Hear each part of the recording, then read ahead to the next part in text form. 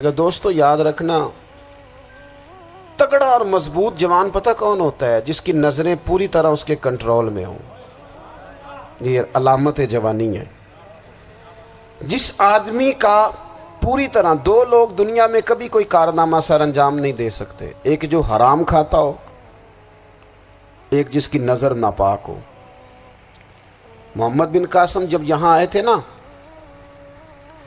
تو ایک دن بڑے پریشان تھے، تو ایک بزرگ کہنے لگے آپ کیوں پریشان ہیں؟ کہنے لگے راجہ دہر سے مقابلہ ہے اور ہماری فوج تو سندھ کے رستے بھی نہیں جانتی، زبان بھی نہیں جانتی، لڑیں گے کیسے؟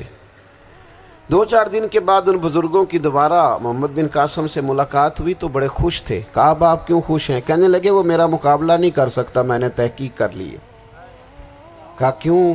کہنے لگے نظر کا گندہ ہے، اور جو نظر کے گندے ہوتے ہیں وہ میدانوں میں ٹھہرا نہیں کرتے۔ میدان کے لیے نکلنے کے لیے پاک جوانی کی ضرورت ہوتی، تطہیر مزاج ہونا ضروری ہوتا ہے، پاکیزہ افکار اور سچی اور سچی ستھری سوچوں کا ہونا ضروری ہوتا ہے۔ اس لیے فرمایا کہ میرا مقابلہ نہیں کر سکتا۔ حضرت عبداللہ ابن حذافہ کمرے میں تھے، تو وزیر کی بیٹی اندر سجی سنوری پہنچ گئی۔ جیسے ہی آپ نے اس کفر کی چال کو دیکھا تو تیمم کر کے نفل شروع کیے۔ وہ ساری رات بیٹھی رہی، رب کا بندہ ساری رات عبادت کرتا رہا۔ عبادت بڑا سہارا ہے، مصلی بڑا سہارا ہے اللہ کے بندوں۔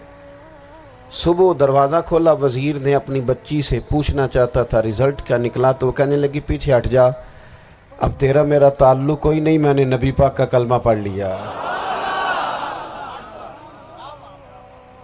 اس نے کہا میں نے بھی زمانہ دیکھا ہے، پر یہ کیا لوگ ہیں، کستوری کے بنے ہوئے، سندل سے دھلے ہوئے، کہ میں ساری رات کمرے میں رہی اور 100 اور 1000 آدمی جس جوان کا مقابلہ نہ کر سکے، اتنا طاقتور جوان کمرے میں رہا اور اس نے نظر اٹھا کے نہ دیکھا۔ او کچا رنگ للاری والا جڑا چڑھدا تے لیندا رہندا ہے، اے عشق تیرے دا رنگ محمد چڑھیا پھر نہیں لیندا۔ میں کہا ایک دفعہ نظر اٹھا کے نہیں دیکھا، کمال ہو گئی۔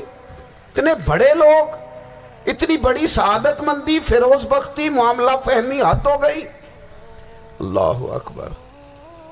دوستو بادشاہ جب پوری طرح ہار گیا نا، اس نے کہا مار دو۔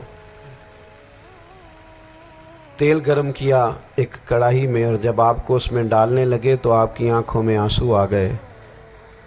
بادشاہ کا خیال ہوا شاید نرم ہو گئے ہیں، کہنے لگا روئے کیوں؟ فرمانے لگے سوچتا ہوں جان ہی ایک ہے، کتنا مزہ ہے اس کی راہ میں جان دینے کا، کتنی لذت ہے اس کے نام پر مرنے میں، کتنا لطف ہے۔ جے تو چڑھیا اتے دار بھی نہیں، تے جے تو وکیا عشق بازار بھی نہیں، تے ایڈا سستا سودا پیار بھی نہیں، تے ایڈا سستا لبدا یار بھی نہیں۔ کئی جنگل گانے پیندے نہیں، کئی دوزخ لنگنے پیندے نہیں، جے وہ اس ملوں بھی مل جاوے، ایدوں سستا ہور بپار بھی نہیں۔ تے کچھ سمجھ نہ آوے لوکاں نوں وہ کادے نال شہید کرے، ڈٹھی یار دے ہاتھ تلوار بھی نہیں، پر او دا خالی جاندہ وار بھی نہیں۔ کہنے لگے ایک جان ہے نا، تو دل کرتا ہے ہزاروں ہوتی تو ایک ایک کر کے محبوب کے نام پہ قربان کرتا، جب میرے پاس ہے ہی ایک، کروں کیا؟ حضرت عبداللہ ابن حذافہ رضی اللہ تعالیٰ عنہ جب روئے اور بادشاہ نے یہ بات سنی، تو بادشاہ اٹھ کے کھڑا ہو گیا، سارے وزیروں مشیروں کو کہنے لگا تم نے کہا تھا نا بندہ ضائع کرنے والا نہیں، یہ بھی ضائع کرنے والا نہیں۔ کہنے لگا میرا ماتھا چومو، تم جیسے لوگوں کو قتل نہیں کرنا چاہیے، آزاد کرنا چاہیے۔ عزیز اپنی زندگی سے نا یہ بہت زیادہ ہرس، ہوس، طمع، اور یہ کسی بات کی بھی ہو، ہرس صرف پیسوں کی نہیں ہوتی ہے، شہرت کی بھی ہوتی ہے،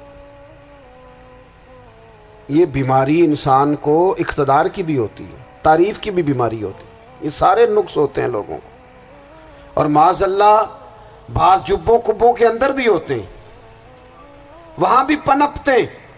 اپنی زندگی جب تک اس سادگی میں نہیں لاؤ گے جو رسول پاک نے عطا فرمائی ہے، جب لوگ آسانیوں میں پوری طرح الجھ گئے تو پھر وہ دور ہوئے اور کفر چڑھ گیا۔ دوسری بات، اللہ کے محبوب صلی اللہ تعالی علیہ وسلم کی محبت ہم سے تقاضا کرتی ہے کہ ہم اس مشن کے لیے کام کریں جس مشن کے لیے رسول پاک نے کام فرمایا ہے۔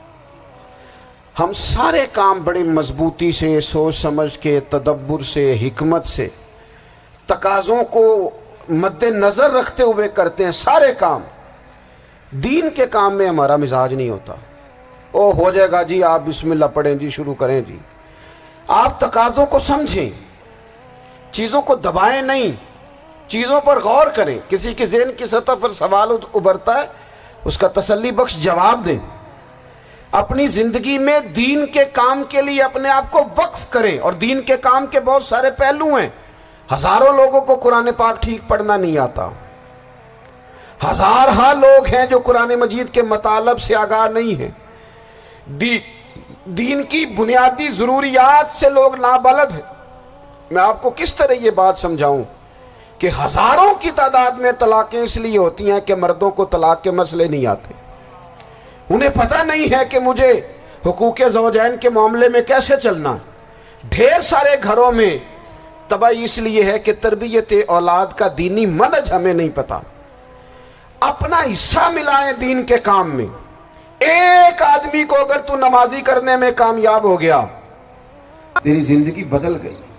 وہ دین بیزار لوگ جو ہمارے بیچ بیٹھ کے ہماری نوجوان نسل کو پگڑی اور داڑھی کا نام لے کے بنیادی طور پر دین سے دور کرتے، ایسے نوجوانوں کو دین کا پیغام محبت دے کر دین کے قریب کرنا ہماری ڈیوٹیوں کا حصہ ہے۔